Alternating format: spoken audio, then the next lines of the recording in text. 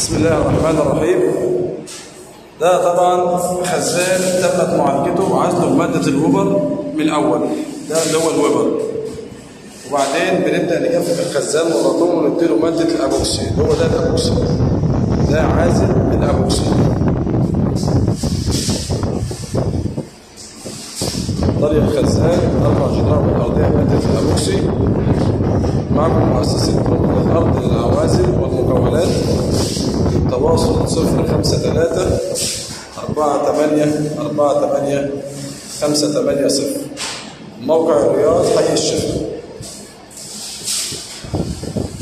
ده عازل أبوكسي للخزانات بالكامل، 4 جدران والأرضية. ده طبعا بيكون وجه تاني بعد العازل الأسمنتي.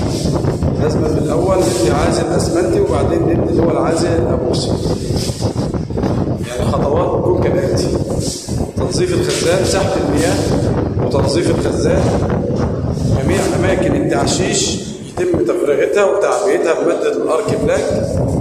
بعدين نبدأ نعزل الخزان بالعازل الأسمنتي اللي هو شركة ويبر، عازل ويبر الكيميائي أو عازل اكسيل السوبر الاسباني. وبعدين نبدا نضيف ماده الابوكسي كوجه نهائي اللي هو حضراتكم اللي هو الابوكسي الوضع.